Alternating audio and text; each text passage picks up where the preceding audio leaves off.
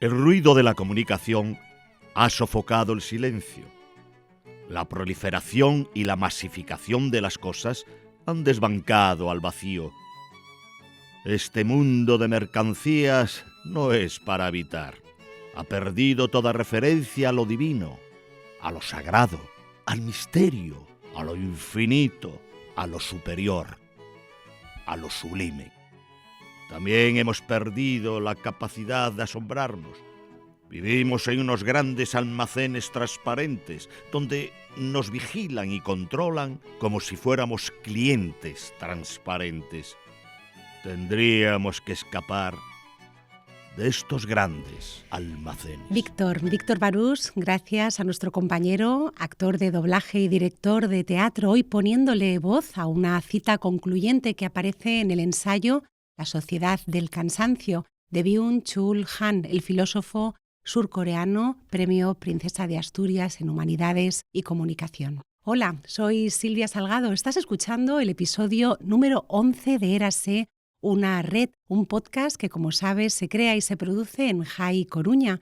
Nuestro episodio de hoy lleva por título Un mundo feliz, pues parte de la distopía creada por Aldous Huxley para que podamos reflexionar en torno a temas tan relevantes como la libertad, el poder, la tecnología, nuestro pensamiento crítico y para que reflexionemos también en torno a esa ola de autocratización que está sacudiendo nuestro planeta.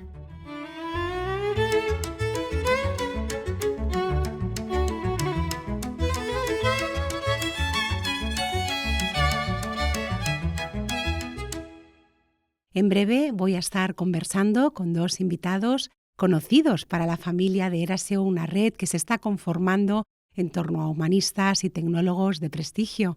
Vuelven a estar con nosotros Daniel Cerqueiro, doctor en Ciencias Físicas, CMO de Docuten y transformador digital, y el profesor Giraldez, José Miguel Alonso Giraldez, doctor en Filología Inglesa, profesor en la Universidad de Coruña y también miembro del Instituto de Estudios Irlandeses Amergin. Pero eso será en breve. Veréis, las distopías reflejan temores, reflejan preocupaciones, suelen ser una advertencia. El eje temático en torno al cual giran es la confrontación entre individuo y sociedad. Surge entre los escritores de distopías una pregunta y es esa relativa deshumanización del hombre como ser humano libre y racional. Y además nos hacen una pregunta a nosotros, hombres y mujeres de nuestro tiempo, y nos dicen, ¿podemos llegar a convertirnos en seres anodinos, en seres acríticos, en seres meramente productivos, rentables, como señala Han en La sociedad del cansancio, en nuestra nueva sociedad, esta sociedad del rendimiento? Publicada en el año 1932, la obra de Aldous Huxley, Un mundo feliz, seguramente será una de las distopías más relevantes, más influyentes del siglo XX. En ella se nos describe a una sociedad estable, aparentemente cómoda y feliz, donde no hay guerras, no hay apenas conflicto, no hay pobreza, y todo ello con una modificación científica de la población que crece, que nace en laboratorios y que acepta desde nacimiento su lugar en la sociedad, en unas castas determinadas. Hay un control, una manipulación de los deseos de los individuos y un consumo voraz y una cultura de entretenimiento constante. Todo ello en detrimento de la libertad individual, de la reflexión propia, del pensamiento crítico, una sociedad en la que no hay amor, en la que no hay religión, en la que no hay familia.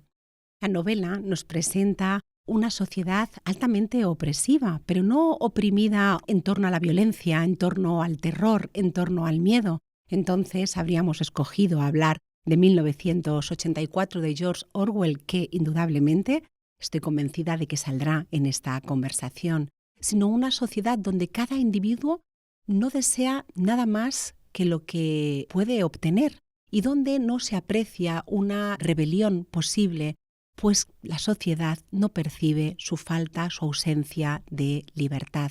Esta novela nos ha producido muchísima inquietud. Leerla hoy por hoy nos perturba porque se avanzaba en debates muy actuales en torno, por ejemplo, a la ingeniería genética, a esa cultura que tenemos, a esa cultura de entretenimiento y de consumo voraz. Y también, sobre todo, y de una manera muy importante, porque señala también la dependencia a sustancias químicas, al soma en esta novela, dependencia a sustancias químicas para que nosotros como individuos podamos afrontar o tolerar más el sufrimiento. Vamos a servirnos de esta novela para reflexionar en torno a esos temas que os comentaba al principio y también sobre todo para pensar, para que pensemos juntos en esos populismos que están surgiendo a lo largo y ancho de nuestro planeta, en nuestras sociedades contemporáneas. Nos hacemos aquí en Érase una red una pregunta y es esta: ¿estamos hoy perdiendo la libertad? ¿Están en peligro nuestras democracias? Es más, ¿están en peligro algunas democracias tan consolidadas como la estadounidense, como la nuestra?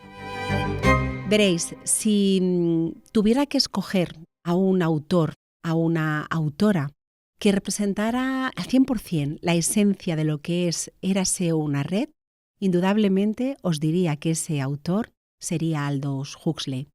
Alguien con un conocimiento de las ciencias más relevantes y con un absoluto dominio del lenguaje, un artista literario capaz de condensar lo mejor de las dos culturas. Os invito a que os trasladéis a nuestro episodio 0. Ahí ya hablábamos de Aldous Huxley, seguramente uno de los pensadores más importantes del siglo XX, un intelectual brillante, un novelista. Quizá precisamente su pensamiento se pudo ver ensombrecido por el éxito, por su éxito como novelista, especialmente cuando publica Un mundo feliz en 1932. Deciros que Aldous Huxley, si me lo permitís que os haga un pequeño perfil, descendía de una familia intelectual por ambas ramas, por esas ramas que tanto nos gusta aquí poner en equilibrio, la rama científica y la rama humanista. Aldous Huxley, que nació en el año 1894 en Surrey, en Inglaterra, y que falleció en el año 1963, el 22 de noviembre de 1963. Y no es que tenga una memoria prodigiosa, no la tengo, es que esta es una fecha relevante. Fijaos, 22 de noviembre de 1963, Aldous Huxley fallecía apenas una hora antes del asesinato de Kennedy. Y también el mismo día en que nos dejaba el autor de las Crónicas de Narnia, C.S. Lewis. Como os decía, pertenecía a una familia muy culta, intelectual. Huxley era nieto del célebre biólogo Thomas Henry Huxley y bisnieto del poeta Matthew Arnold. Estudió en los colegios de Eton y Oxford, donde se graduó en literatura inglesa. Él mismo pudo haber sido médico, como su hermano, Andrew Huxley, ganador del Premio Nobel de Medicina. Fijaos qué familia, ganador del Premio Nobel de Medicina Andrew Huxley. Pero una enfermedad ocular lastró los planes de Huxley y lo que fue seguramente un bache en la vida de Aldous Huxley fue una suerte para todos nosotros que hoy podemos disfrutar de su pensamiento y de su obra. Durante un tiempo ejerció la docencia y tuvo entre sus alumnos a un alumno ilustre con el que después intercambiaría correspondencia y admiración mutua. Ese alumno no era otro que Eric Blair, el nombre real del archiconocido George Orwell. Tuvo contacto Aldous Huxley, un contacto muy importante con el misticismo y la filosofía oriental. Gran viajero, también fue un importante cronista de viajes y dicen que fue un gran crítico musical. De esa relación con la mística y con la filosofía oriental da cuenta en su novela Ciego en Gaza y también en el ensayo La filosofía perenne. Se estableció en Estados Unidos y llegó a experimentar con las drogas para poder contarnos en primera mano su experiencia y para dar cuenta de ello nos dejó Las puertas de la percepción y Cielo en el infierno. Antes de morir trabajaba en una utopía, en la utopía La Isla, que se vio publicada de manera póstuma. Y uno de sus últimos libros, también este que me gustaría referenciaros, que creo que aparece en el episodio 0, fue precisamente Literatura y Ciencia, el humanismo frente al progreso científico y tecnológico.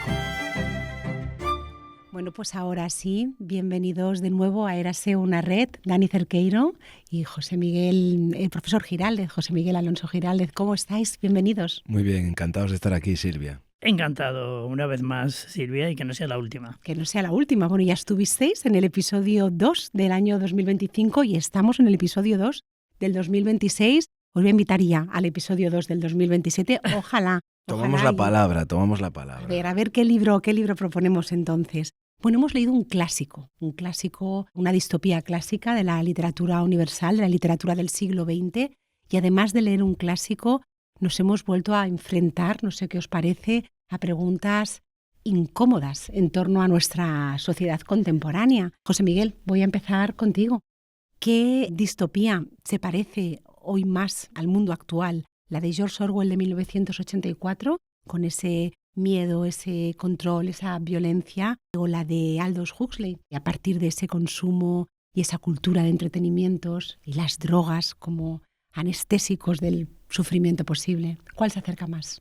Pues creo que es una muy buena pregunta, Silvia. Lo que está claro es que las distopías han vuelto, ¿no? Y han vuelto con mucha fuerza, no solo por Margaret Atwood, como solemos decir, y creo que de alguna manera han despertado la presencia de estos dos enormes escritores, George Orwell y Aldous Huxley, que a lo mejor estaban un poco ahí entre las sombras, entre las tinieblas. Yo creo que lo que me dices podría contestarse diciendo que ambos, ¿no? No es una cuestión de quedar bien, ¿no? Pero creo que tanto George Orwell como Aldous Huxley realmente fueron bastante visionarios en algunas cosas. Es verdad que son dos distopías diferentes. Una tal vez es más política, una se identifica más con unos sistemas totalitarios que la otra.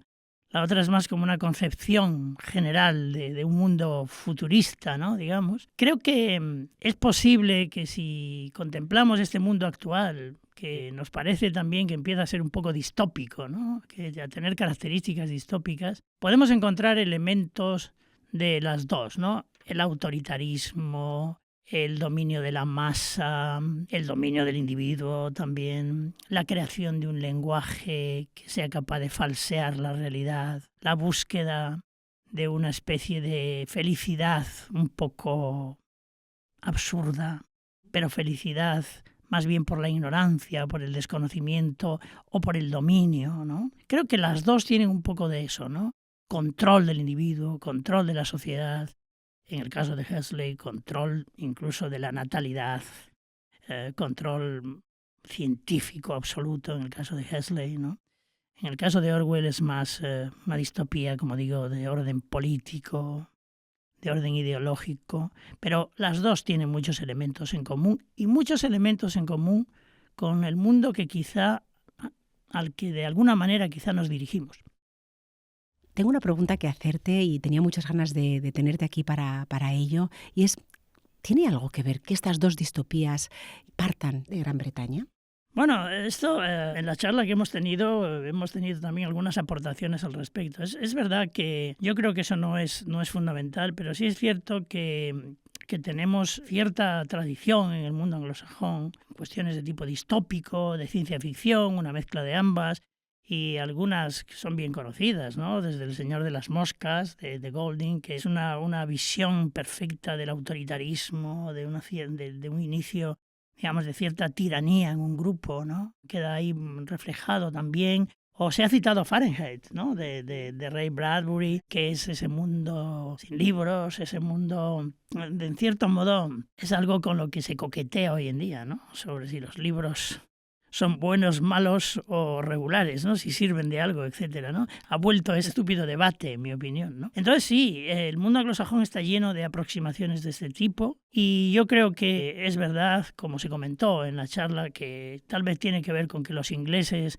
tienen un sentido filosófico mucho más pragmático, mucho más práctico, no tan teórico como otras filosofías. Esto ocurre y también puede ser, evidentemente, en el caso de Huxley, sobre todo, digamos, ese mundo inseguro económico después de la crisis del año 31-32 en el Reino Unido, ese mundo en el cual de alguna manera había inseguridad, ¿no? Las distopías beben mucho de eso, ¿no? De las sociedades inseguras, las sociedades que no son estables, ¿no?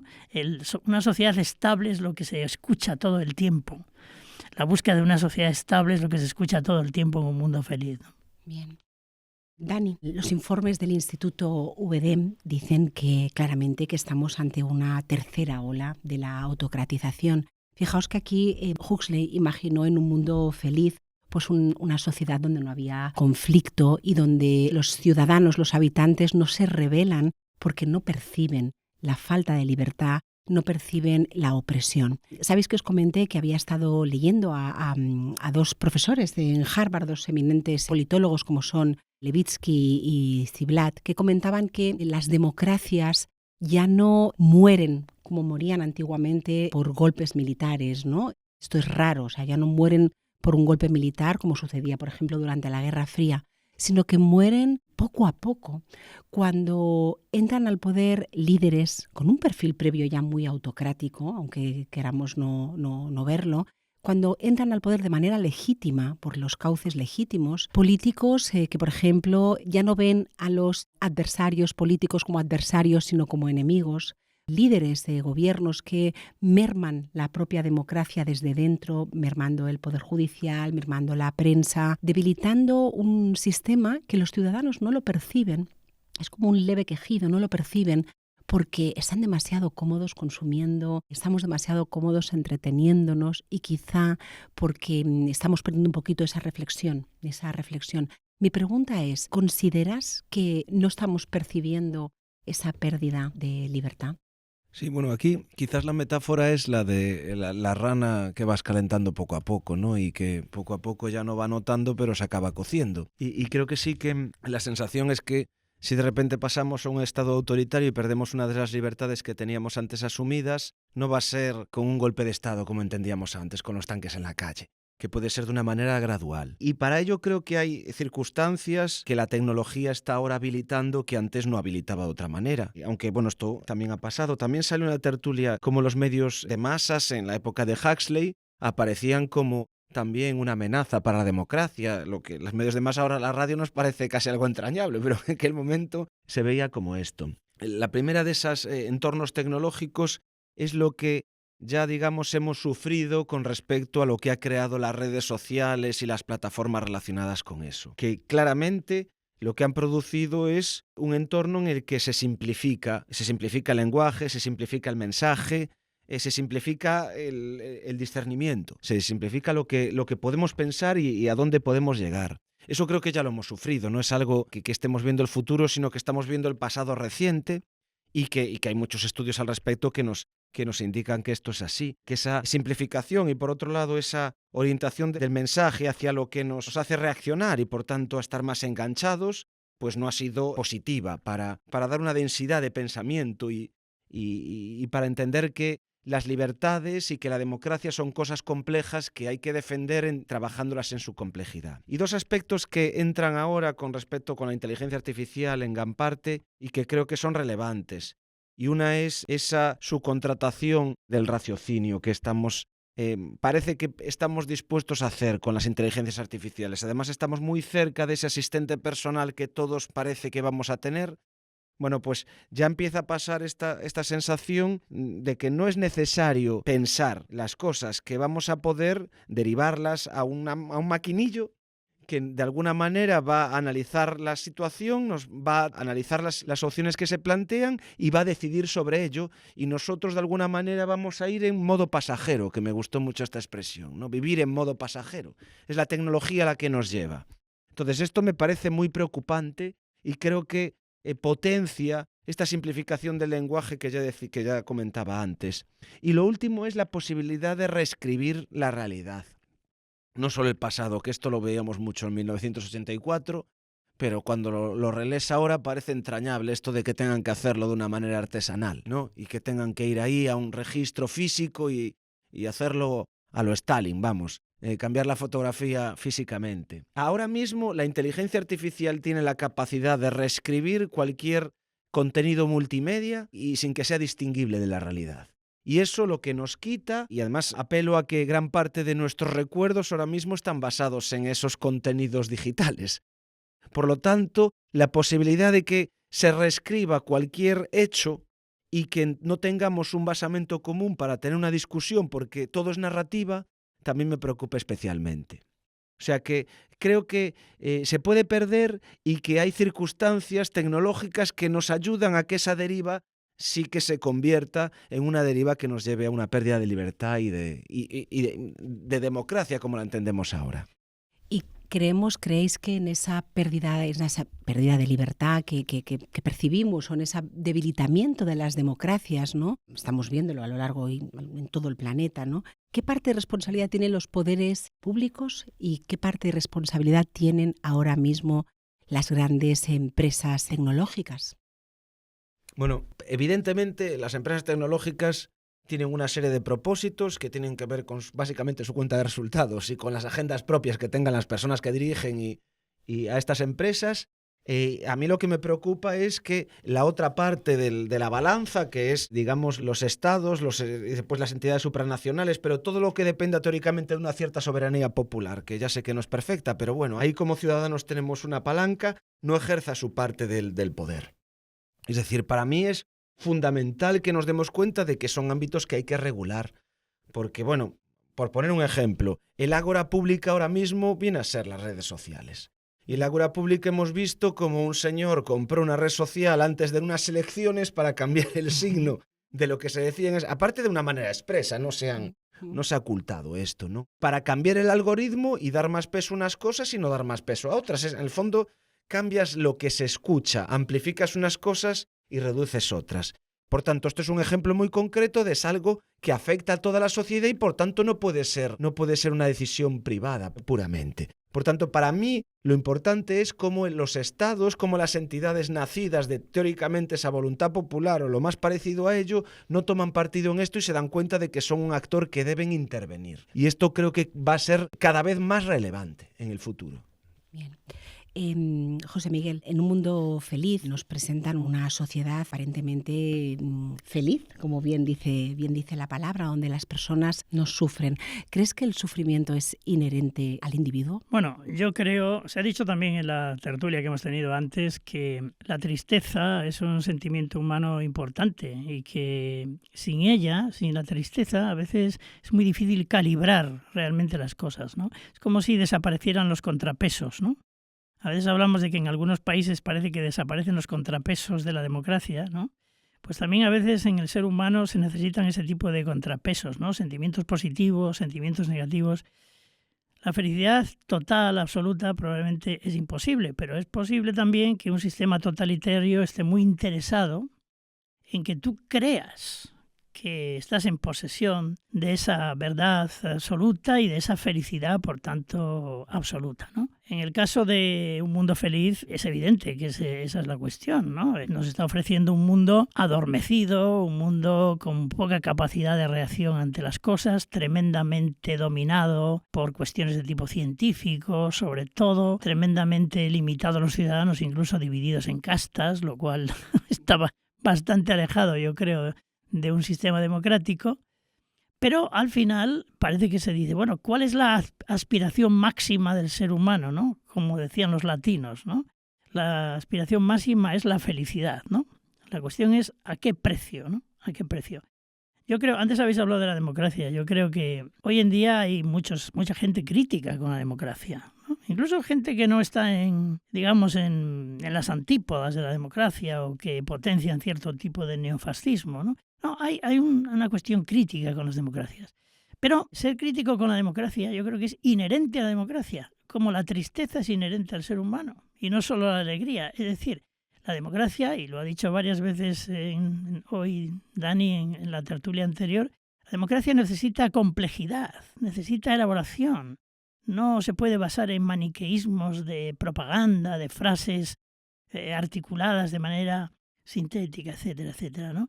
Y esto, aquí cito siempre esta frase que ya me repito mucho, pero es que me encanta esta cita de Gramsci, ¿no? De que en un mundo que no termina de morir y otro que no termina de nacer, en el intermedio siempre surgen los monstruos, ¿no? Y estamos en ese punto. Silvia, si me permites, porque esto me ha resonado mucho, porque en el fondo lo que estamos hablando es de simplificar también los sentimientos. La felicidad también es algo que exige complejidad.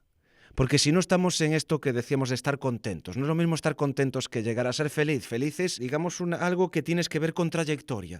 Y tienes que haber pasado por valles y montañas para, de alguna manera, tener una vida plena, como la entendemos la mayoría. Vale, pues justamente también nos están intentando simplificar las emociones y los sentimientos. Va todo hacia ese mismo camino. Uniformidad. Uniformidad. Y la uniformidad no gestiona bien la complejidad. Es que directamente es así. Bueno, están ahí eso, me gusta mucho que vayáis a esto, ¿no? Porque están ahí esos mensajes simples, eso que está haciendo America First, mensajes muy cortitos que hacen que la gente vaya de un titular a otro titular sin reflexionar, sin tener un poco de pensamiento crítico frente a todo. Ahí, ¿cómo contribuye la tecnología? ¿Cómo contribuyen los algoritmos por ejemplo, a esta polarización, Dani, que estamos viviendo en nuestra sociedad? Bueno, pues como comentaba antes, han contribuido. Digamos que esto se basa todo en cuál es el objetivo de una red social. Y en gran parte ahora mismo es enganchar al usuario lo máximo posible. ¿Cómo enganchas al usuario lo máximo posible? Pues dándole mensajes que apelan a esas cosas más primarias. Esto se ha demostrado, ira, tribalismo. De hecho, mucha gente lo que ve es lo que está en contra. Es decir, te muestran, esto cualquiera que vaya a una red social, te muestran mucho de lo que te indigna, porque la indignación también es un motor de eso. Y mucho placer instantáneo. Esos algoritmos buscan esto por diseño, por eso a mí me importa mucho el hecho de que busquemos incentivos desde la parte pública para que no se haga eso. Buscan estos objetivos y también a veces por ideología, evidentemente. También detrás hay personas que se dan cuenta de que generar este caldo de cultivo ayuda después a colar mensajes de una manera más sencilla. Por tanto, para mí tienen una influencia absolutamente decisiva. Y ahora tenemos además tecnólogos ejerciendo, grandes empresas de tecnología ejerciendo de políticos. Estoy pensando en Elon Musk, que influyen en las decisiones geopolíticas, influye en la política internacional, influye en la política española también. Y luego tenemos a nuestros políticos, pues bueno, navegando ahí, haciendo política en la red y así también a golpe simplista, ¿no? ¿Qué opinas, José Miguel? Bueno, siempre me hizo mucha gracia que entre las teorías de Donald Trump, sobre todo en su primera época, bueno, teorías o ocurrencias, ¿no? Una de ellas era intentar en lo posible que no nos dominaran más las élites, ¿no? Y yo me pregunto, ¿qué es él o sus amigos tecnólogos? Sino grandes e impresionantes élites, pero a lo mejor menos informadas y con menos conocimiento que las élites intelectuales, ¿no? Me preocupa esa destrucción del pensamiento, de la academia, de la cultura, de la multicultura, de la diversidad, en aras de esa simpleza de los mensajes que al final no son más que eslóganes de propaganda. Es decir, en un mundo feliz sabemos que a los niños se les educa lanzándoles mensajes mientras duermen y mientras son pequeños durante días y días, meses y meses, esos mensajes que son los mensajes del régimen, ¿no? Son los mensajes, a ver, es como escuchar una emisora de una dictadura, es lo que emiten los sistemas de propaganda de 1984 que vemos, ¿no? De admiración al líder, de sistemáticas afirmaciones de que todo es hermoso, todo es maravilloso. Es lo mismo cuando dice Trump, convertiremos el país en lo más grande y en lo más rico. Es decir, es un tipo de mensajes que realmente no significan nada, pero que están realizados desde la más absoluta simpleza, por tanto calan muy fácil en la sociedad peligrosamente, y además están pronunciados por una élite. La cuestión es que ya no es una élite intelectual ni académica. Bueno, fijaos que en un mundo feliz, obviamente, no hay esa estabilidad que se le confiere a esa sociedad perfecta. No hay literatura, no hay arte, no hay filosofía, en fin, porque ya sabemos que los libros, los libros son muy peligrosos. Aquí en Érase una red lo decimos mucho, los libros son peligrosos, nos hacen replantearnos cosas, ¿no? ¿Qué es más sencillo? ¿Prohibir el pensamiento crítico o permitir que no sea necesario, que no sea deseado ante esta sociedad tan consumista y con esa cultura de entretenimiento de masas tan fuerte que tenemos, que ya anticipaba Huxley en Un mundo feliz? Bueno, claramente el momento en el que estamos nos demuestra que, primero, que la infoxicación, eso de lanzar una cantidad enorme de contenidos, el ejemplo que ponía antes era el ejemplo de la prensa deportiva, o digamos que un seguidor de un equipo hace 30 años podía consumir relativamente muy poca información sobre su equipo de una manera continua, semanal, por ejemplo. Pues tú ganabas un partido y podías escuchar la radio al día siguiente o por la noche y un periódico y tal. Y ahora mismo se puede crear una campana de resonancia sobre lo que te gusta, que puedes estar 24 horas a eso. Y eso solo es un ejemplo de lo que el exceso de información puede aislarlos a cada uno de nosotros en esas cosas que nos dan pequeños placeres, pero que no nos hacen crecer como personas. Por un lado está esto, que se junta a lo que decíamos de la simplificación del lenguaje, que al final es la simplificación del pensamiento. Si algo nos está enseñando la IA es que el lenguaje, ya no hay duda ninguna, es una cuestión empírica. Nos está pareciendo que una máquina, lo que llaman un loro estocástico, casi tiene conciencia. La impresión que tenemos es esa. ¿Por qué? Porque el lenguaje en sí mismo construye pensamiento. Simplemente el hecho de variaciones estadísticas del lenguaje y conseguir imitar a cómo hacemos los humanos parece que les da hasta conciencia. Y esto es increíble. Entonces, ¿qué nos está diciendo? Simplificamos. Cada vez hay... ponían también el ejemplo de que ha salido un vídeo sobre una chica hablando de cumbres borrascosas y hablaba de, no sé si una palabra por antonomasia. Y decía, claro, es que tiene palabras como por antonomasia. Y decía, caray, si por antonomasia ahora es un cultismo, ¿en dónde hemos llegado a parar? Entonces, respondiendo a lo que me decías, yo creo que es mucho más fácil, primero, empaparnos de contenido, y esto con la inteligencia artificial ahora va a tener costa cero.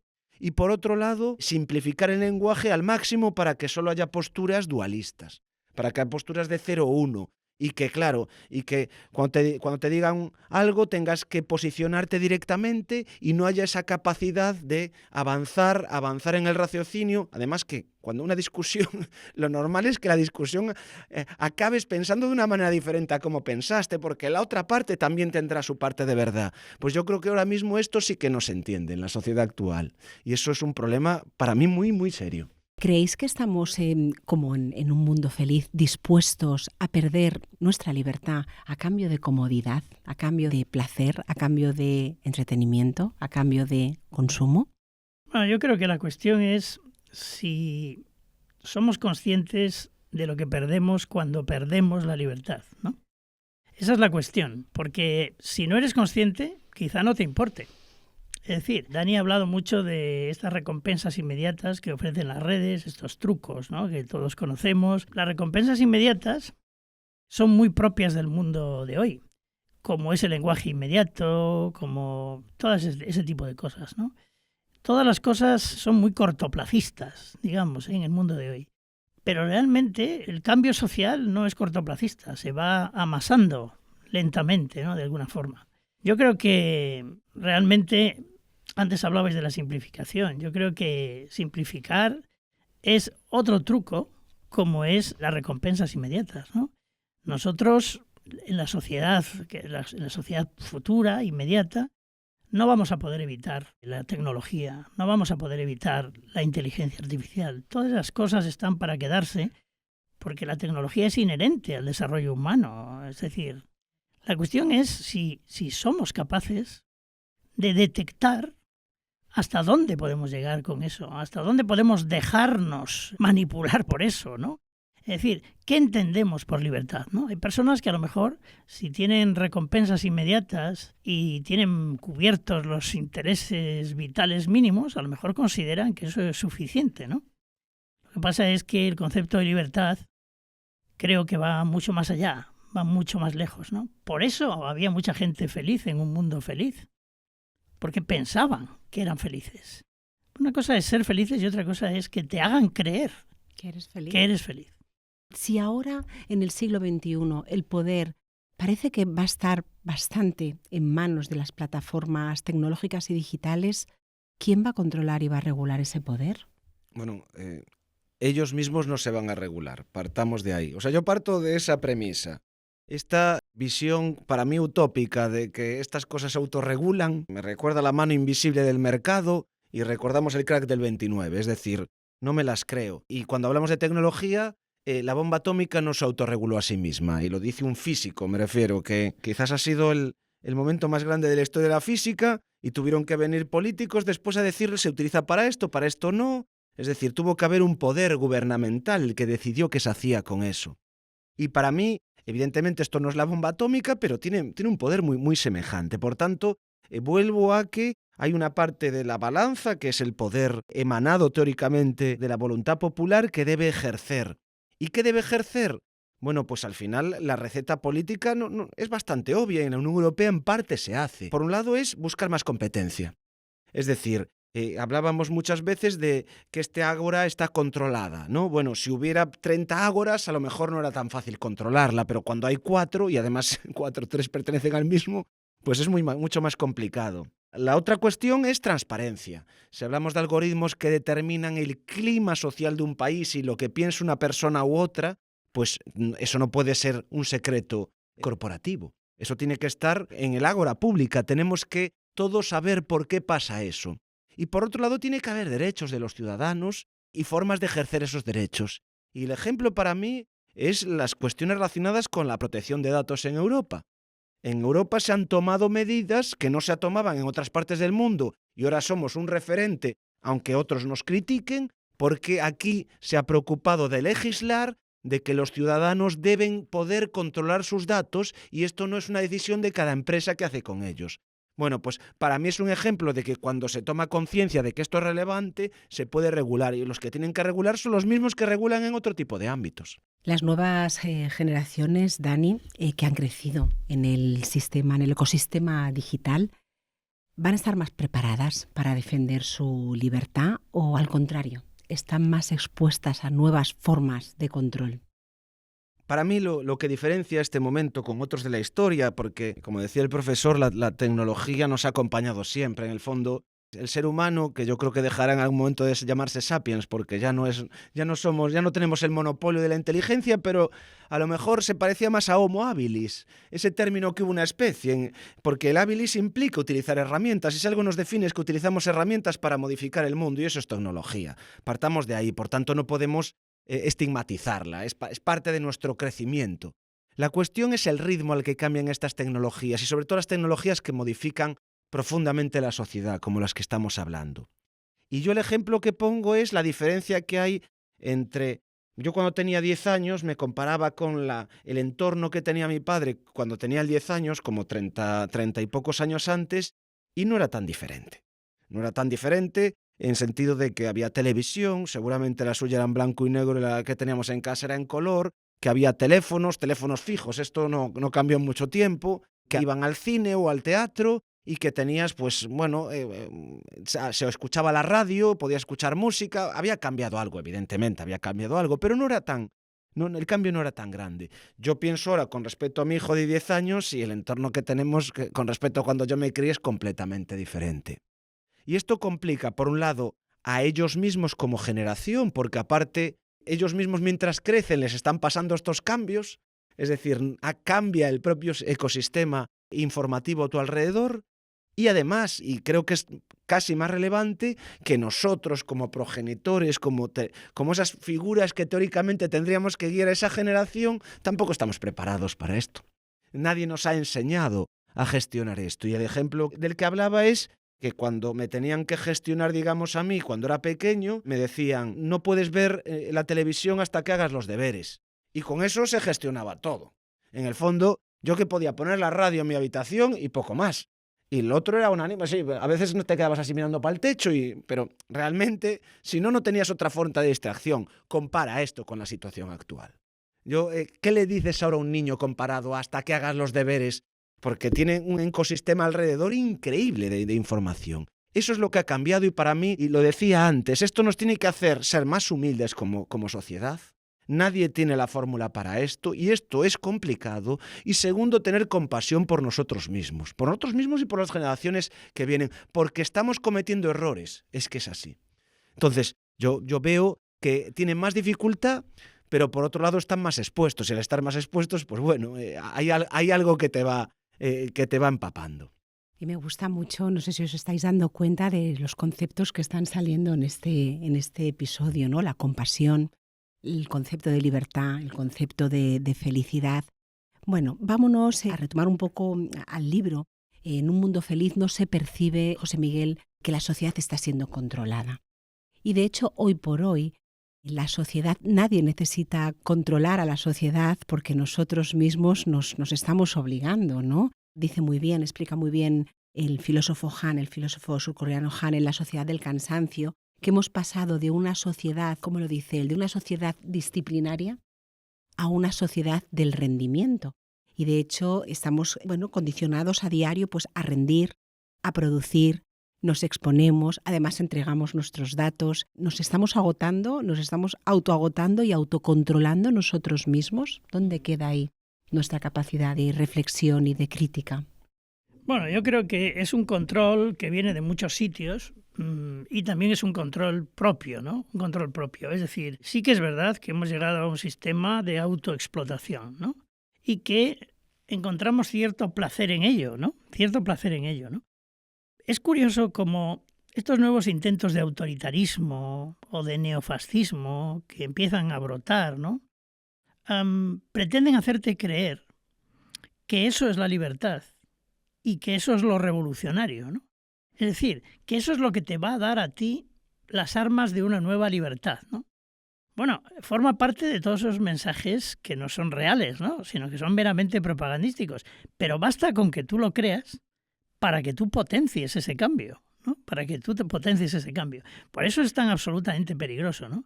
Antes decíamos que había que pensar no solo en la alegría, sino también en la tristeza.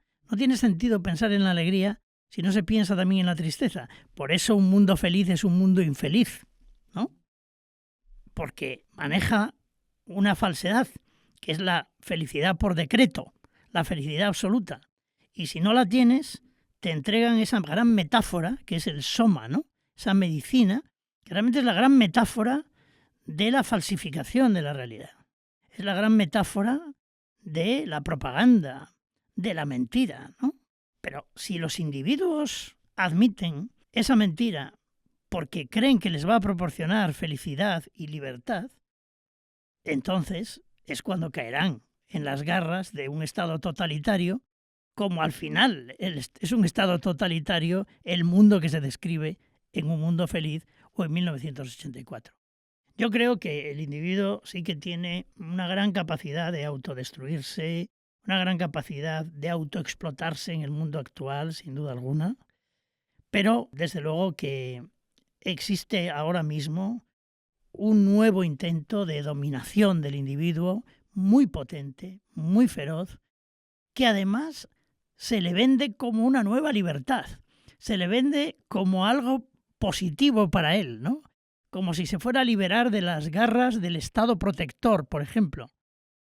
Evidentemente, un Estado totalitario puede ser muy nocivo, pero un cierto Estado protector, sobre todo de los más desfavorecidos, o regulador, como tú decías, de algunas cosas que deben ser reguladas, ¿por qué un Estado de ese tipo? En fin, todo este tipo de cosas. Yo creo que vivimos un mundo en el que quizá, a pesar de que tenemos mucha información, como comentábamos ahora, no tenemos claridad. Estamos en una absoluta confusión. Y hasta que no se disipe esa confusión, pueden pasar cosas tremendas, ¿no? Como perder, eso sí, de verdad, algunas de las libertades que tenemos ahora. En esta novela aparecen nombres propios, relevantes, hay bastante sentido del humor, hay mucha crítica social en Un mundo feliz, aparte de reflexión filosófica, de ética y de preocupación por la ciencia y por la psicología. Aparecen nombres y me has traído tú esto a colación, ¿no? Que hablabas de neofascismo, de propaganda y del poder de la comunicación, ¿no? Aparecen nombres como el de Ford. De hecho, el estado de Un mundo feliz es un estado fordiano. No olvidemos que esta novela se publica en el año 1932, que en 1933 sube Hitler al poder, que recordabas tú, no sé, uno de los dos que subió por el cauce de la vía democrática y de la vía establecida democrática al poder, Adolf Hitler, en 1933, y que ese estado fordiano, ese dios que es Henry Ford, que no era otro que un empresario millonario en los albores del siglo XX, el creador de la producción en masa, ¿no? un amante de los coches como otros empresarios, llegó porque compró la comunicación de alguna manera, ¿no? Compró un diario, él era un profundo antisemita, de hecho además está muy bien traído ahí por Aldous Huxley, ¿no? Fue quizá la única influencia del único a quien admiró Adolf Hitler, aparece en Mein Kampf, en Mi lucha. Aquí es todo idéntico. Qué divertido es cuando dicen los habitantes de Un mundo feliz, Meinfort, ¿no? Podemos establecer una comparativa con lo que está sucediendo ahora mismo en Estados Unidos. No sé si lo sabéis, pero Henry Ford sí lo sabéis. Intentó llegar a la política, pero no pudo ser. Como tampoco daban crédito de que alguien como Donald Trump pudiera llegar a la política, y ahí está, ¿no? Algo está pasando. Y luego, si algo le han dado, son créditos. Sí, exacto. Si algo le han dado, son créditos. Bueno, vamos a ir concluyendo. Y tengo un par de preguntas para vosotros, un par de preguntas de cierre. Para ti, Dani. Si la tecnología nació para ampliar la libertad humana, si hoy permite vigilar, permite predecir y permite influir en nuestras decisiones, ¿cómo crees que ese desarrollo tecnológico va a garantizar nuestra libertad, nuestro pensamiento crítico? El desarrollo tecnológico por sí mismo no lo va a garantizar. Partemos de esto.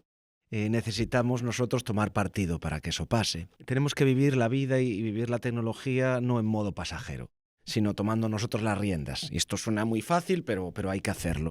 Y para mí va con lo que comentamos antes, que los mecanismos regulatorios funcionen y que seamos conscientes. O sea, por un lado hay una parte institucional, y la parte institucional es lo que hablábamos antes: competencia, reglas, transparencia, derecho. Y eso, que las entidades que pueden hacerlo, que son, todos sabemos, los gobiernos, las entidades supranacionales que nos representan, lo hagan. Y por otro lado, como individuos. Y como individuos tenemos que trabajar lo complejo y ejercitar el raciocinio. Y un evento como este pues es un ejemplo de esto. La tertulia que tuvimos antes y ver a tanta gente allí, que después además cuando empezó a hablar nos dimos cuenta de que había mucho densidad de pensamiento detrás, favorece eso. Eso es la única manera de tener pensamiento crítico y de conservarlo, y que ese pensamiento crítico te valga para controlar al poder, porque si no eres absolutamente manipulable. Por tanto, veo una vía colectiva y una vía individual, y de hecho creo que cada vez van a salir más herramientas, entornos donde se favorezca esa complejidad, donde quitemos la tecnología para un lado y demos tiempo, demos poso, un poco el slow life, un poco que de alguna manera se habló, y nos construyamos a nosotros mismos buscando no la felicidad, porque la felicidad en sí misma es algo que buscarlo es la típica cosa esquiva si vas directa. Justamente lo que tenemos que buscar es una vida plena, y una vida plena es una vida compleja. Y una vida plena es una vida en la que escuchas a los demás y sacas conclusiones de ellos. Y yo creo que ese tiene que ser el camino. Me gusta ejercitar el raciocinio y vivir una vida plenamente compleja. No puede ser de otra manera. José Miguel, ¿crees que la literatura va a seguir anticipándose, va a seguir siendo tan lúcida y se va a anticipar a debates a los que no suele llegar de manera previa la política o la propia sociedad? Bueno, creo que sí. Siempre y cuando no triunfen los que odian a los libros y los que consideran que los libros entorpecen su gobierno o entorpecen, el desarrollo de lo que ellos quieren hacer, ¿no? Porque, claro, al final la ignorancia ayuda a los autoritarios. Cuanto más ignorancia, cuanto menos literatura, en una palabra, más posibilidades de caer en una dictadura, desde luego, desde luego. Creo que la literatura tiene un momento complejo, precisamente por la inteligencia artificial, de la que Dani ha hablado tanto. Creo que vivimos un momento también ahí de gran cambio y que la literatura tiene un reto por delante importante con la inteligencia artificial. Pero yo creo que el factor humano se impondrá y yo creo que la literatura nos salva de más cosas de lo que parece. Aunque dijeran, creo que Gabriel García Márquez, que la literatura no sirve para nada, yo creo que la literatura sirve para todo. Estoy totalmente de acuerdo. Leer fortalece nuestro pensamiento crítico, nos hace absolutamente mejores ciudadanos, nos hace comprender nuestra realidad y otras realidades. Así que leamos. Ahora voy a pasar a nuestro test Jaime. ¿Os parece? ¿Os acordáis? La literatura no nos hace mejores, pero nos hace. Nos hace. Bueno, es verdad, nos construye, es verdad. Quizá Ha habido bastantes seres malvados, buenos lectores, también hay que decirlo todo. Dani, ¿qué lees, qué ves, qué escuchas? Cuéntanos. Pues mira, estuve buscando cosas que tuvieran relación con esto y que hubiera consumido en el pasado, y recordaba un libro que se llama Divertirse hasta morir, de Neil Parsons, que además habla de como de un mundo feliz, justamente habla de esta sociedad del espectáculo. Es un libro ya del 2001, es decir, que empezaba a atisbar lo que estaba pasando y apela mucho a un mundo feliz. Como película, para mí una distopía que me encantó es la de Wall-E, que es la película de Pixar, y que recomiendo ver porque yo creo que ha pasado bastante desapercibida con respecto a otras películas, y es una reflexión filosófica enorme sobre un mundo posapocalíptico y cómo justamente la inteligencia artificial dirige a la humanidad y cómo hay que levantarse del sofá. Levantarse del sofá allí es una cosa física. Y me gusta. Y después podcast, yo escucho mucho podcast y tengo la manía de escuchar a Alex Friedman que hace unos podcasts de muchas horas y me lleva mogollón. Y recordaba un capítulo de Case Against Social Media de Jonathan Haidt, que es un sociólogo de la Universidad de Nueva York, que ya en el 2022 se le explicaba exactamente esto que estamos hablando de cómo las redes sociales han sido diseñadas para favorecer no lo mejor del ser humano, sino lo que más engancha. Y creo que, vamos, cuando lo escuchas es que este tío aparte lo explica muy bien, y creo que eran 2 horas y pico, lleva un rato. Te haces una idea muy clara de las cuestiones que estuvimos hablando aquí. José Miguel, gracias. Dani, ¿qué lees, qué ves, qué escuchas? Recomiéndanos. Bueno, claro, muchas cosas. Las recomendaciones pueden ser muchísimas, pero yo también, como Dani, he intentado pensar un poco en la línea de las distopías, de lo que estamos viendo. Las distopías, claro, viven otro momento importante. Las distopías, desde luego, yo creo que van a tener un largo camino, ¿no? Animadas por esa Margaret Atwood, ¿no? Que ha agitado un poco el mercado y todo eso y ha enseñado a algunos lo que es el mundo distópico, etcétera, etcétera, y ese mal que pende sobre nosotros y no sabemos liberarnos de ese autoritarismo, ¿no? Pero he pensado sobre todo aparte obviamente de Un Mundo Feliz y de 1964, que son esas cosas obligadas, pensé evidentemente en obras como, por ejemplo, El Señor de las Moscas, ¿no? De Golding, ¿no? Que es una novela novelita, porque es breve, que yo recomiendo mucho para el que no la conozca, pero estamos hablando de una pluma importantísima, como sabemos. Y creo que está en esta línea, ¿no? De lo que el ser humano puede llegar a hacer, ¿no? En ciertas circunstancias, ¿no? No es exactamente, digamos, una distopía, pero tiene interés, mucho interés. Y por supuesto, como no, el Fahrenheit 451 de Ray Bradbury. Ray Bradbury es uno de mis escritores favoritos, con su ciencia ficción, con su forma de ver la realidad. Y creo que está un poco en esta línea, ¿no? Pero más aquí, hacia el mundo de los libros, ¿no? Yo creo que esos libros serían muy interesantes y tienen una gran relación con lo que hemos hablado hoy. Y luego escuchar, yo escucho mucha radio en vivo, ¿no? La actualidad es tan electrizante hoy en día que prácticamente siempre hay algo nuevo. Todos los días te preguntas, a ver qué pasa hoy, ¿no? Porque siempre pasa algo nuevo, y no quiero ser tremendista, pero casi nunca bueno, pero todos los días hay unas cuantas personas en el mundo que dicen aquello de ni un solo día, no sin una buena acción, sino más bien sin una mala acción, ¿no? Es decir, hay personas que están dispuestos a estar siempre en la pomada en el mundo actual, líderes. Aparte de eso, sí, los podcasts creo que son muy interesantes, creo que es un formato extraordinario. Escucho mucho unos podcasts que suele tener, por ejemplo, en el Time Literary Supplement, por ejemplo, Mary Beard.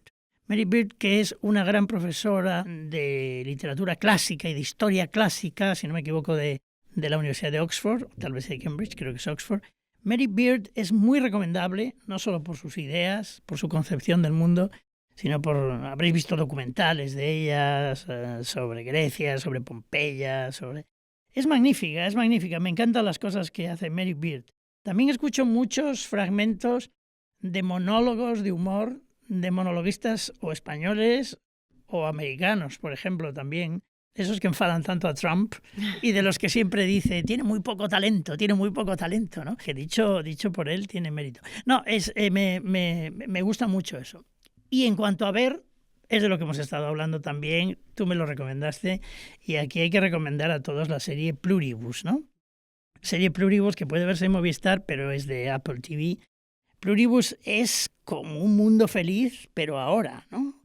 Esta serie de Vince Gilligan es una maravilla, solo hay una temporada de momento, pero va a haber más. Es del autor de Breaking Bad y de Better Call Saul. Es una magnífica serie distópica en la que suceden cosas muy parecidas a lo que pasa en un mundo feliz. Así que yo recomiendo muchísimo Pluribus. Qué bien. Bueno, pues vamos a ir acabando ya. Estaba pensando en ese último libro que pidió Aldous Huxley, que le leyeran, que le susurraran al oído mientras moría en el año 1963, que me has dicho además, Dani, que no intente leerlo, que es muy difícil, que es el libro tibetano de los muertos. Fue el último libro que pidió. Sí, puedes intentarlo. Puedo intentarlo, pero ya me has dicho que te costó mucho. Si se lo leyeron completo, tardó muchísimo en morir. Muchísimo en morir, claro. Bueno, es un libro que habla de la transición al más allá. Bueno, y ahora sí, muchísimas gracias a los dos. Como siempre, es un privilegio y un placer conversar con vosotros. Podríamos estar horas, igual que en la tertulia, las personas que nos han acompañado, seguro que se han quedado con ganas de un poquito de más. Por favor, no duden en compartirnos para que este proyecto de ejercicio del raciocinio pueda seguir creciendo y haciendo esta función tan maravillosa que hace en torno al pensamiento crítico. Y ahora sí, les emplazo a que nos acompañen en tertulia presencial el próximo día 12 de marzo. Se lo dedicamos a la mujer y partimos del libro Diario de una mudanza de la escritora Inés Garland para hablar precisamente para romper el silencio en torno al climaterio. Una vez más, la literatura rompiendo tabúes y hablando de una de las etapas más cruciales en la vida de las mujeres. Nos estarán acompañando la doctora Carol Strate, ella es médico especialista en obstetricia y ginecología, además de liderar el proyecto Alumbra Mujer, y nos acompañará también Shaila Calvo, responsable del proyecto de e-salud de la empresa Gradian, la tecnología, como no, al servicio de la mejora y de la salud. Muchísimas gracias por escucharnos. Van a tener todos estos libros en el pie de notas de nuestro podcast. Por favor, si tienen algún comentario, estaremos encantados de escucharlos. Los hechos no dejan de existir, aunque se los ignore. ¿Cómo sabes si la Tierra no es más que el infierno de otro planeta?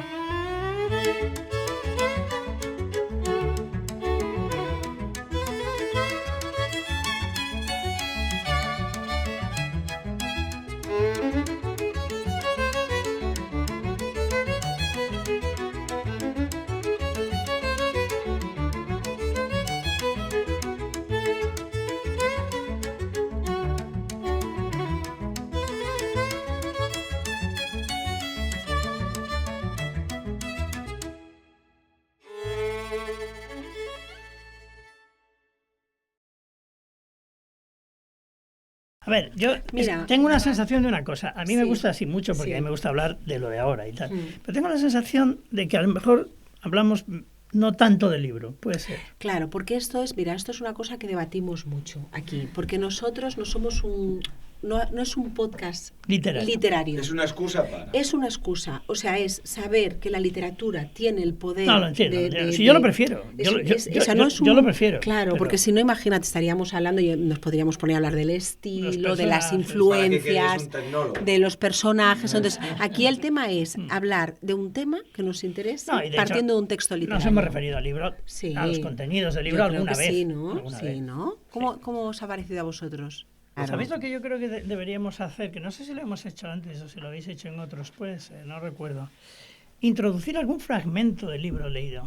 Sí que lo hemos hecho en alguno. Lo podríamos introducir, lo podemos leer en un trocito de fragmento. Algún trozo, un par de trozos que se metan por el medio. Sí. Esto lo hemos hecho en alguno, en el de arquitectura. Lo podemos grabar. Si queréis, hay un fragmento que yo he leído en la tertulia, que es el que resume ese u otro, ¿no? Sí. Vale. ¿Lo leo yo? ¿Queréis leerlo uno de vosotros? No. Sí. Venga, vamos allá. Vale, ¿ya está? Actualmente el mundo es estable. La gente es feliz, tiene lo que desea y nunca desea lo que no puede obtener. Está a gusto, a salvo, nunca está enferma, no teme la muerte, ignora la pasión y la vejez. No hay padres ni madres que estorben, no hay esposas ni hijos, ni amores excesivamente fuertes. Nuestros hombres están condicionados de modo que apenas puedan obrar de otro modo que como deben obrar. Y si algo marcha mal, siempre queda el soma. Otelo es totalmente prescindible y lo es porque es el precio que pagamos por la estabilidad. Eso es un cementerio, una descripción de un cementerio. Es la descripción de una dictadura completa y total. Bueno, ¡Ay, qué gusto! Bueno, Adriana, ¿que alguna pregunta, no? ¿Qué le vais a contar?